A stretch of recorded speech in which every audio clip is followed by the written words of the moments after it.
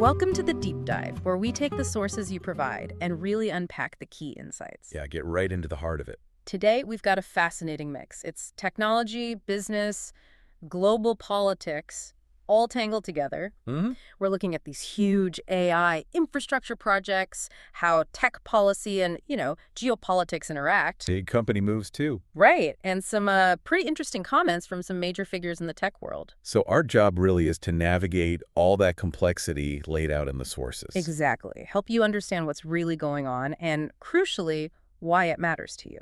Think of it as getting the inside track, fast, from the foundations being built right up to the global strategy. Okay, let's start right there, at the foundation. The sources talk a lot about the sheer scale of the infrastructure for AI. They call them AI factories. When a scale is just, Wow. wow. The first thing that jumps out is a $15 billion funding announcement The $15 billion. for one large AI data center joint venture. And Crusoe gets a specific mention for focusing on the design, build, construction side of that. $15 billion for one project. That definitely sets the stage. It tells you something, yeah. And what's wild from the sources is how the design itself has changed. Like data centers over the last 20 years, power density per rack went from maybe 4 kilowatts. Right. Pretty standard stuff back then. To 130 kilowatts now. And the next generation, they're projecting up to 600 kilowatts. That's what, 100 times increase? Roughly.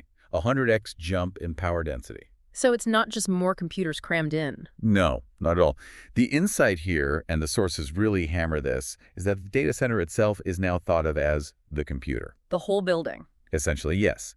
With these interconnected systems, like NVLink and RTM Fabric, think of them as super fast highways connecting all the processors across different servers. Okay.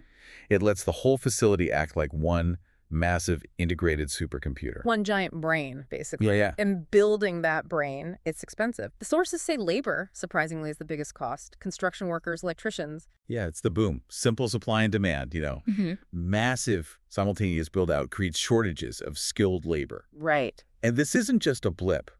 The sources describe this whole effort as potentially the largest infrastructure investment in human history. That's a huge claim. And they add, it's not slowing down. Okay, that puts the energy challenge into perspective, too. They mention a single 1.2 gigawatt facility in Abilene, Texas. Right, and that one facility is about a quarter of all the capacity built in Northern Virginia, which is, a massive global hub already. A quarter of Nova's total capacity in one building. And future ones could be 5 times bigger than that Abilene one. Where does the power even come from? That's the monumental challenge, securing the power, the utility upgrades. It's a key bottleneck. The scale is just unprecedented. So this is where companies like Dell step in, according to your sources. They're offering this AI factory concept for businesses. And their focus, apparently, is making it simple, easy to use, clear ROI for enterprises that, maybe don't want to build it all from scratch. And their relationship with NVIDIA, the sources frame it as a close partnership. Very close.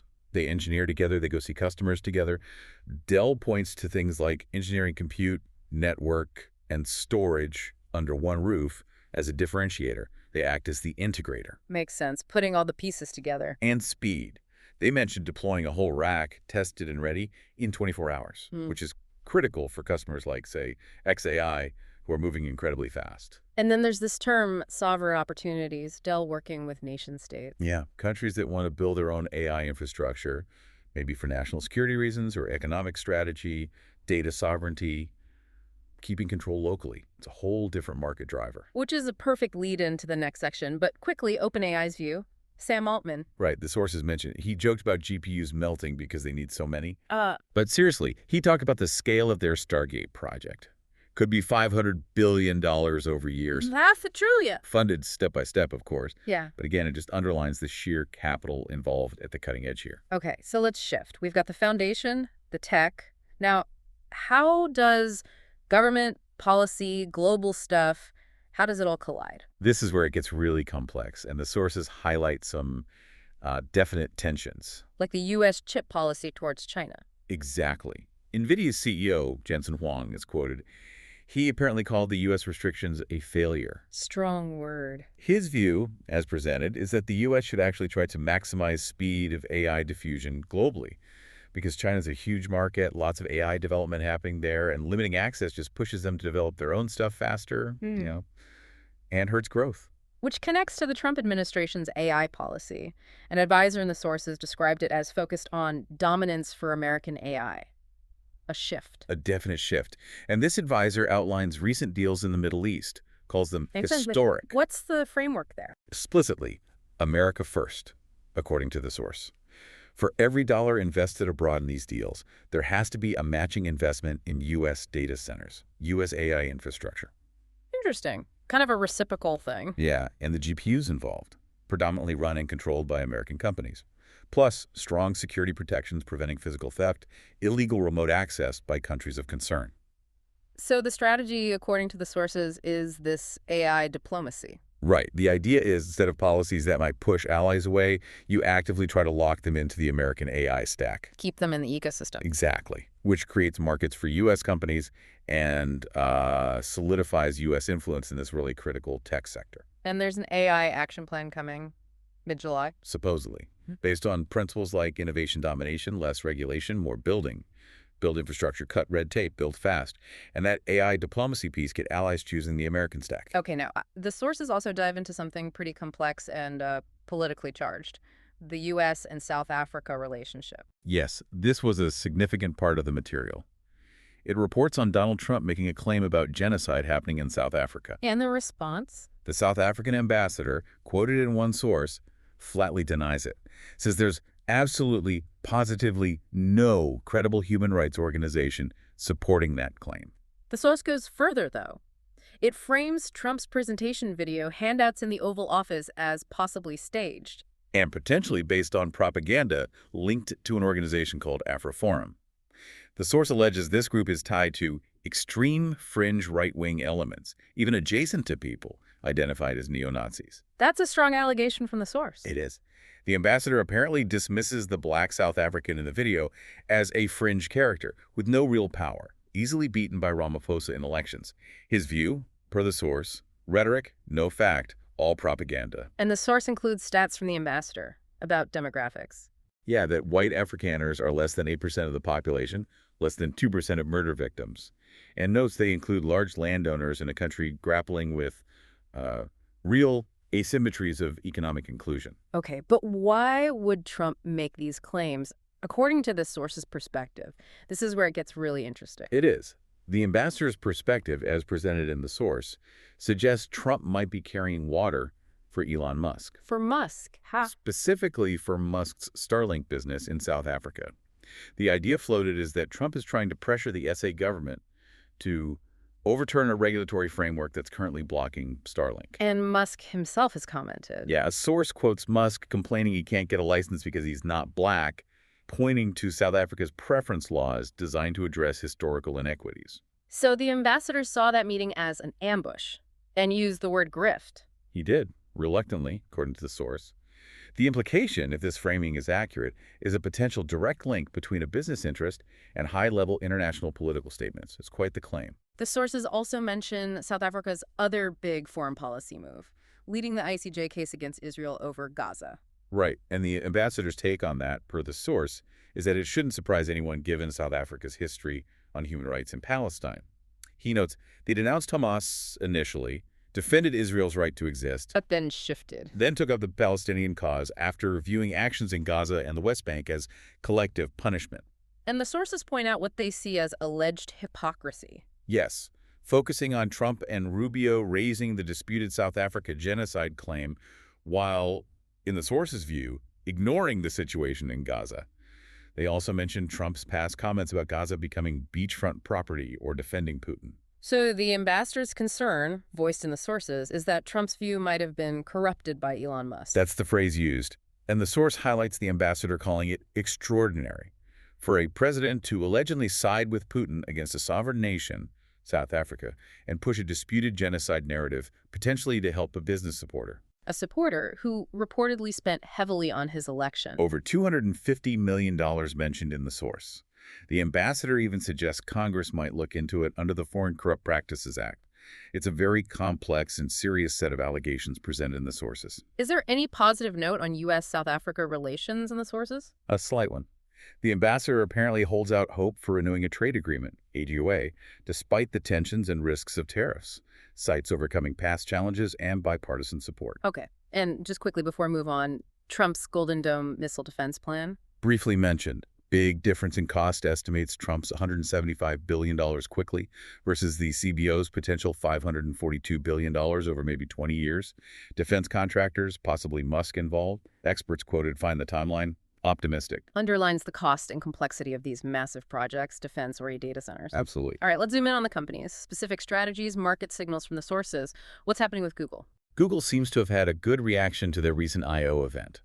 The sources suggest it calmed some nerves about their AI competitiveness. Stock went up. Any specific tech mentioned? Yeah, Project Mariner. It's an AI agent prototype. The idea is it can browse the web, handle multiple tasks like up to 10 at once. So like an assistant?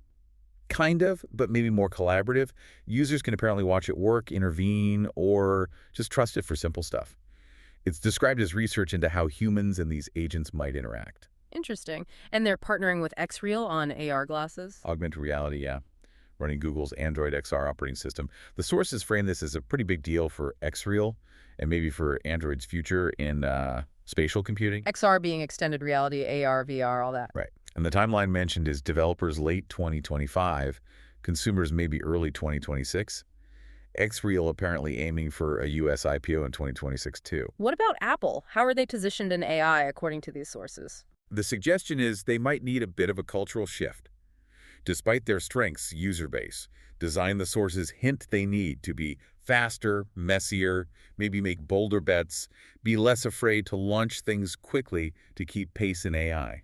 Less perfectionism, more iteration. Something like that seems to be the implication. Okay, shifting to Elon Musk and Tesla. Sources capture some comments about sales. Yeah, he apparently claims sales have already turned around, acknowledged Europe is weak, called it their weakest market. But claimed other areas are making up for it. Said gains on the right, offset losses on the left, whatever that means specifically, and pointed to the stock price as proof things are in good shape. He also commented on violence against Tesla. Unequivocally, called it unacceptable, said people involved should go to prison, deserve it. Pretty strong stance. And his own future as CEO, tied to voting control. Yes. The sources quote him saying his commitment depends on having sufficient voting control.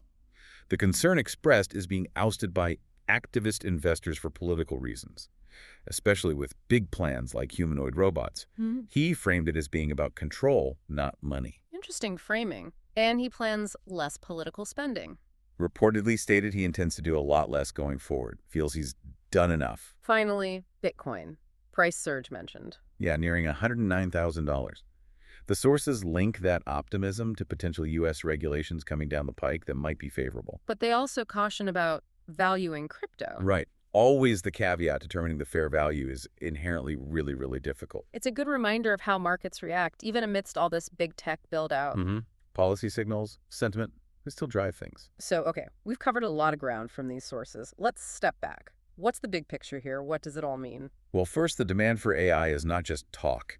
It's driving a physical infrastructure build-out on a scale people are calling historic. Right, the AI factories. Yeah, needing huge money, facing real bottlenecks like labor and energy, and fundamentally changing what a data center is. And second, this tech race isn't happening in isolation. It's deeply tangled up with government policy. Export controls, AI diplomacy, trying to shape global alliances. And even really complex international situations like the U.S.-South Africa details from the sources, where business interests and political claims seem to collide. And third, the big tech companies are all navigating this differently.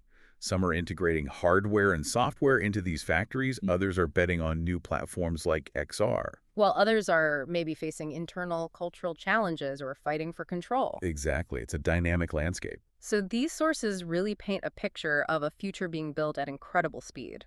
Driven by tech, yes, but also shaped and, frankly, complicated by economics, politics, maybe even individual motivations on a global scale.